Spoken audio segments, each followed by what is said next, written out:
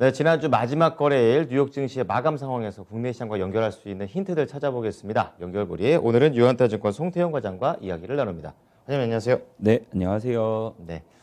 자, 오늘도 두 가지 주제 볼 텐데요. 첫 번째 주제부터 보여주시죠.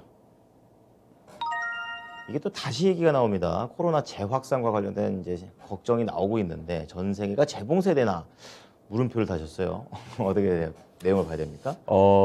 사실 이제 날씨가 다시 한번 추워지다 보니까 네네. 결국 이 코로나가 재확산되는 그림이 나오고 있는데 음, 이 재봉쇄의 움직임이 유럽 쪽에서 다시 한번 더 이제 언급이 나오기 시작을 했어요. 그렇군요. 이미 오스트리아 같은 경우에는 됐는데 네. 22일부터는 이제 전면 재봉쇄를 하겠다라고 총리가 선언을 하게 되고요. 그렇군요. 일단은 기본적으로는 10일 정도 네. 이제 재봉쇄를 한다라고 합니다. 아, 그리고 이제 최대 20일까지도 가능하다. 그렇군요. 연장해서. 네, 네. 라고 이야기가 나오고 있는 만큼 우리가 사실상 이 봉쇄에 대한 부분을 작년도에 많이 이제 경험을 하게 됐었잖아요. 그렇죠. 이제 두 번째 겨울이니까. 예, 그럼에도 불구하고 이번에는 백신도 맞았고 그렇죠. 그랬는데 다시 재봉쇄가 간다?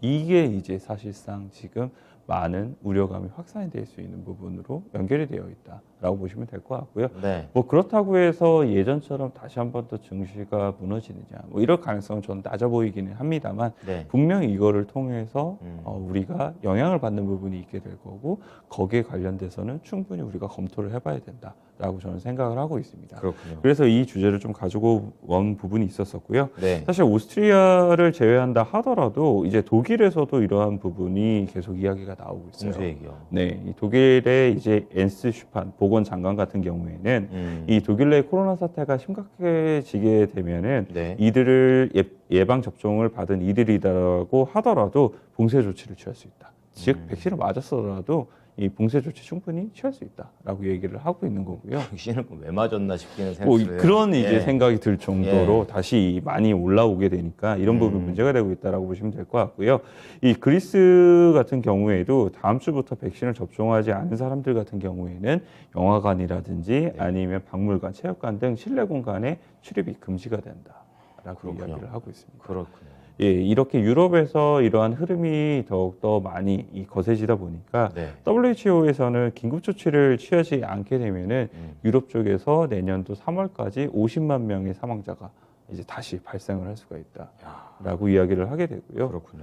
이 유럽만 사실 이런 것도 아닙니다. 미국 같은 경우에 보게 되면은 뉴욕타임즈에서는 미국에서도 코로나 본격적으로 재확산이 되고 있다라고 이 보도가 나오게 되면서 네. 하루 평균 9만 명 이상의 신규 확진자 수가 늘어나고 있다라고 얘기를 하고 있습니다. 그렇군요.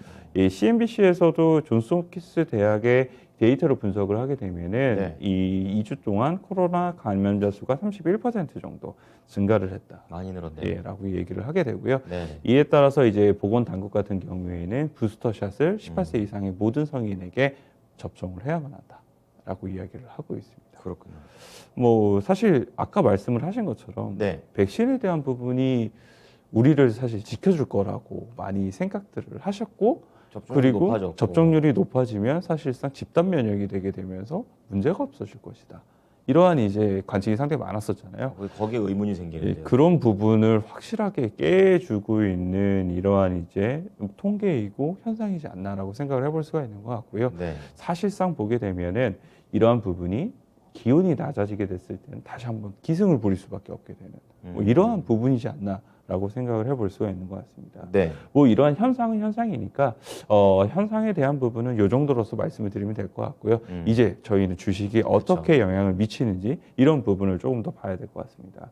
이렇게 이제 코로나가 다시 한 번 더 이제 재확산이 되다 보니까 안전자산에 대한 회계에 대한 이런 부분이 상당히 높아지게 되고 네. 반대의 그림으로선 성장이 나올 수가 있는 이러한 기술주들에 대해서 상당히 더욱더 수급이 몰리는 모습이 미국 시장에서 바로 나오게 됩니다. 그렇습니다. 미국의 10년 국채 금리를 보게 되면은 1.53%까지 다시 한 번 더 하락이 나오게 되면서 일단 안전자산으로 대한 회기가 상당히 강해지고 있다라고 보시면 될 것 같고요. 네. 반대로 이제 WTI 같은 경우에 3.7% 정도가 하락이 나오는 모습이 있었습니다. 네. 그만큼 이제 이 경제 관련돼서 다시 재개가 될 것이다라는 관측이 상당히 많았었는데 그것 때문에 올라갔었는데. 예, 코로나가 다시 한 번 더 최악선이 되니까 그럼 그런 게 아닌가라고 생각을 하니까 다시 한 번 더 유가는 하락이 나오게 되고 유가의 하락이 나온다는 것은 결국은 인플레이션 관련돼서도 압력이 완화가 된다는 이것을 의미를 할 수 있다라고도 보시면 될 것 같아요. 확실하게 구분이 됐네요, 시장이. 네,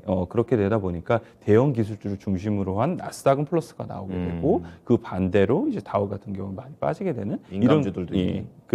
그림이다라고 보시면 될 것 같고요. 네. 뭐 이에 따라서 엑스모빌 같은 경우에도 한 4.6% 정도 하락을 하게 많이 되고요. 내렸네요. 이 쉐브론도 2% 그리고 옥시덴탈 페트리엄 같은 경우에도 한 5% 정도 하락이 나오게 되면서 네. 정유 에너지 관련된 쪽이 너무 안 좋았었다라고 보시면 될 것 같고요. 그렇군요. 당연히 이제 코로나 관련돼서 이야기가 나왔을 때 네. 이 타격을 받는 섹터가 또 있잖아요. 뭐 그렇죠. 여행이라든지 항공이라든지 뭐 이런 종목들 같은 경우 역시나 좋지 못했었는데 네. 얼마 전에 뉴스 보도가 나오게 되면서 많이 올랐었던 종목이 보잉이었었잖아요. 맞아. 다시 뭐 재개한다, 모델도 다시 만든다, 인도한다 이런 얘기 있었죠. 보잉이 바로 5%가 빠지게 됩니다. 아, 크네요. 네, 그만큼 이제 이쪽으로 심리가 많이 안 좋아지고 있다라고 보시면 될 것 같고요.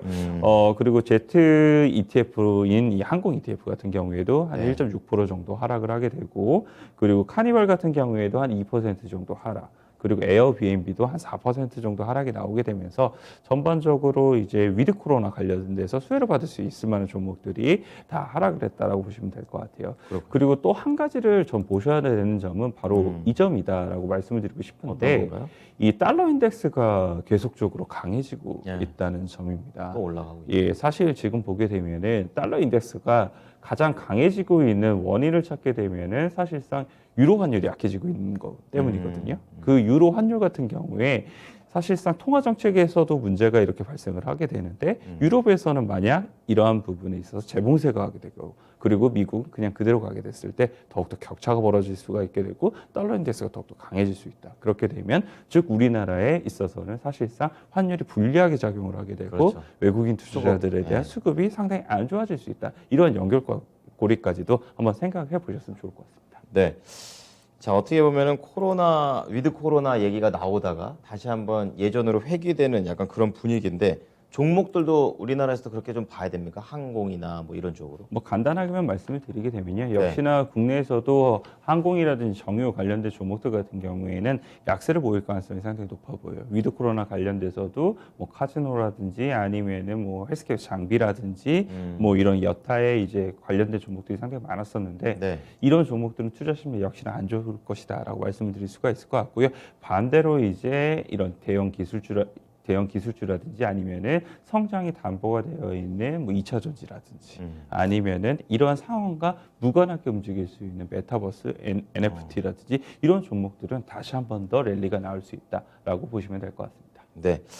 종목이 확실하게 좀 차별화가 될 것으로 지금 전망되고 있는데요. 같이 관련된 종목들 아까 연결해서 보셔야 될 듯합니다. 자, 두 번째 연결고리 체크해 보겠습니다. 주제 보겠습니다. 아, 이게 반도체에서 강하더라고요. 마이크론 테크놀로지가 내년 상반기에 턴어라운드가 될 거다라는 그런 내용인데 이건 또 우리나라 삼성전자하고 SK 하이닉스가 바로 연결되니까 네, 좀 맞습니다. 자세하게 좀 전해 주십시오. 사실 에버코어에서 예. 나온 이제 레포트가 사실상 이런 부분을 많이 이제 돌려놓을 수 있게 이제 얘기가 나왔다라고 보시면 될 것 같은데요. 일단 먼저 이제 마이크론 테크놀로지의 주가를 보게 되면은 어제 한 8% 가까운 상승세를 보이게 되면서 진짜 많이 헤맸었거든요. 그랬죠. 근데 이게 다시 이 상승 방향 쪽으로 상당히 돌아섰다는 점이 의의가 있다라고 저는 말씀을 좀 드리고 싶고요. 네. 에버코어에서는 사실 메모리 업체 기업들 같은 경우에 6월 달까지 계속적으로 먼저 재고를 축적하는 과정이 있어서 다 쌓아놓고 나서 그 다음부터는 상당히 이러한 부분이 약간 이제 내려가다 보니까 메모리 가격이 많이 안 좋아지게 됐고 그리고 주가가 그에 따라서 많이 힘들었던 부분이 있었다라고 이야기가 나왔었는데 네. 이 에버코어에서는 이러한 이제 다시 사이클이 돌아오는 시기가 조금 더 빨라질 수 있다라고 이야기가 나오고 있습니다. 내년도 상반기에는 이런 부분이 상당히 좋아질 수 있는 부분이 슬슬 보이려고 하는데 그래요. 이러한 슬슬 보인다는 것은 결국은 주가는 선행성이 있기 때문에 지금부터는 먼저 이제 매수가 들어가기 시작을 해야 된다는 게 이제 주된 이제 이야기였다라고 보시면 될 것 같고요.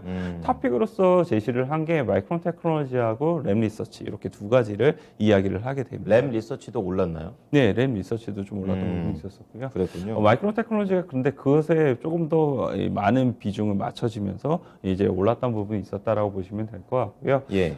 마이크론 테크놀로지가 일단은 아까 말씀을 하신 것처럼 국내에서는 SK 하이닉스라든지 삼성전자하고 많은 연관성이 있기 때문에 국내에 오늘 반도체 섹터들 같은 경우에 강세를 보이면서 시작할 가능성이 상당히 높다라고 보시면 될 것 같고요. 네. 다만 이제 지난주 금요일 날 보게 되면 반도체 섹터 생각보다 되게 강했거든요. 그렇죠. 그런 부분이 과연 아침에 이제 상승해서 시작을 하게 된 이후에 그것이 이제 차익이 나오게 되면서 멈출 것인가 아니면 거기서부터 조금 더 갈 것인가는 조금 지켜보셨으면 좋을 것 같아요. 그래서 바로 아침에 시작하자마자 내가 뛰어드는 전략을 이제 사용을 하신 것보다는 네. 30분 정도나 이런 걸 보시면서 대략적인 흐름을 좀 보셨으면 좋겠다라고 말씀을 드리고 싶고요. 네. 대형주에서는 역시나 삼성전자보다 SK 하이닉스가 동조율이 더 높기 때문에 더 관심 있게 보셨으면 좋을 것 같고 메모리에서는 이제 DDR5가 화두에 대한 부분이 있잖아요. 그렇죠. 그래서 관련돼서 수혜를 볼 수 있는 뭐 테크윙이라든지 아니면 DI라든지 이런 업체들 좀 관심 있게 보셨으면 좋겠다라고 말씀드리고 싶고 네. 마지막으로 이재용 부회장이